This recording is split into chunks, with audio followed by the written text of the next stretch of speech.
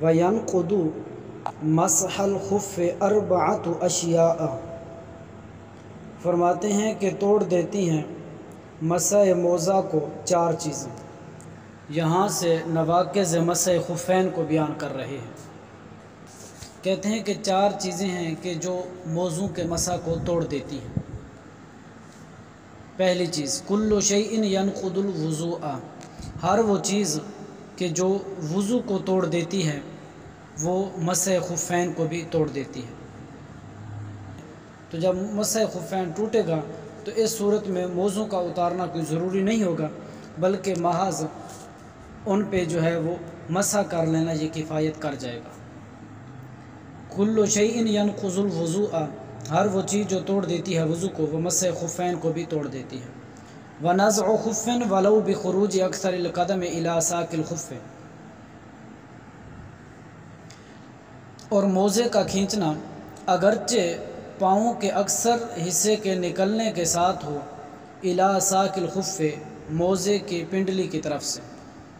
یعنی خلاصہ یہ ہے کہ اگر کسی نے وہ ایک موزے کو کھینچا اور موزہ جو ہے وہ کھینچنے سے پاؤں کا اکثر حصہ جو ہے وہ ننگا ہو گیا، چاہے وہ پنڈلی کی طرف سے ہی کیوں نہ ہو، تو اس سے مسح خفین ٹوٹ جائے گا۔ اس صورت میں یہ ہے کہ اس کو پاؤں جو ہے وہ دھو کر دوبارہ موزے پہننے پڑیں گے اگر پہلے سے وضو ہے۔ اگر وضو نہیں ہے تو پھر نئے سرے سے وضو کر کے کامل طہارت پر اس کو موزے پہننے پڑیں گے۔ یہ دوسرا ناقض مسح خفین کو بیان کرتے۔ ونزع خفین، اور موزے کا کھینچنا اگرچہ قدم کے اکثر حصے کے نکلنے کے ساتھ ہو، الی ساق الخف، پنڈلی، موزے کے پنڈلی کی طرف سے۔ آگے تیسرا ناقض مسح خفین کو بیان کرتے ہیں۔ وَإِصَابَةُ الْمَاءِ أَكْثَرَ إِحْدَى الْقَدَمَيْنِ فِي الْخُفِّ عَلَى الصَّحِيحِ، کہتے ہیں کہ پانی کا پہنچنا دو قدموں میں سے کسی ایک کے اکثر حصے تک موزے کے اندر، علی الصحیح، صحیح قول کے مطابق،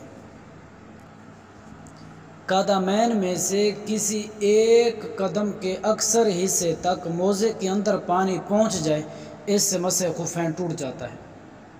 اس کو دوبارہ نئے سرے سے جب موزے اتار کر پاؤں دھو کر اس کو پہننے پڑیں گے اگر اس کا وضو پہلے سے ہے۔ اگر وضو نہیں ہے تو پھر کامل طہارت کر کے، یعنی وضو کر کے دوبارہ موضوع کے اس کو پہننا ہوگا۔ وَإِصَابَةُ الْمَاءِ أَكْثَرَ إِحْدَى الْقَدَمَيْنِ، پانی کا پہنچنا دو قدموں میں سے کسی ایک کے اکثر حصے تک، فی الخف، موزہ کے اندر، علی الصحیح، صحیح قول کے مطابق، یہ ہے کہ اس سے مسح خفین ٹوٹ جاتا ہے۔ آگے کہتے ہیں وَمَدَ الْمُدَّةِ إِن لَمْ يَخَفْ ذَهَابَ رِجْلِهِ مِنَ الْبَرْدِ،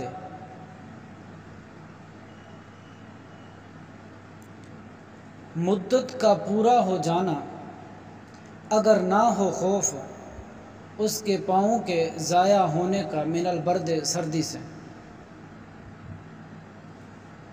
یعنی مسح مدت جو ہے وہ پوری ہو جائے، اس سے بھی مسح خفین ٹوٹ جاتا ہے۔ مقیم کے لیے 1 دن اور 1 رات، اور مسافر کے لیے 3 دن اور 3 راتیں۔ جو ہی مدت جو ہے وہ پوری ہوگی اس سے مسح خفین ٹوٹ جائے گا۔ اگر پہلے سے وضو ہے اس کا تو بس فقط پاؤں کو دھو کر موضوع کو دوبارہ پہن لے، اگر وضو نہیں ہے تو پھر کامل طہارت پر پہن لے۔ ہاں اگر ایسا ہے کہ مدت تو پوری ہو گئی ہے لیکن اتنا سردی ہے، اس کو خوف ہے کہ اگر میں موزہ اتاروں گا تو اس سے میرے پاؤں جو ہیں وہ ہلاک ہو جائیں گے، پاؤں کے ضائع ہونے کا خدشہ ہو سردی کی وجہ سے، تو پھر اس کے لیے یہ ہے اگرچہ مدت پوری ہو گئی ہے پھر یہ اسی پہ مسح کرتا رہے جب تک یہ سردی کا اسے خوف لاحق ہے، اتری دیر تک۔ اس کے لیے مدت کے گزرنے کے بعد میں مسح کرنا موضوع پہ جائز ہو۔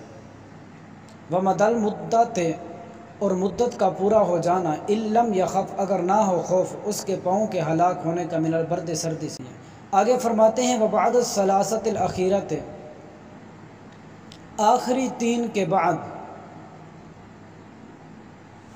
غسل رجلیہ فقط، وہ دھو لے اپنے پاؤں کو فقط۔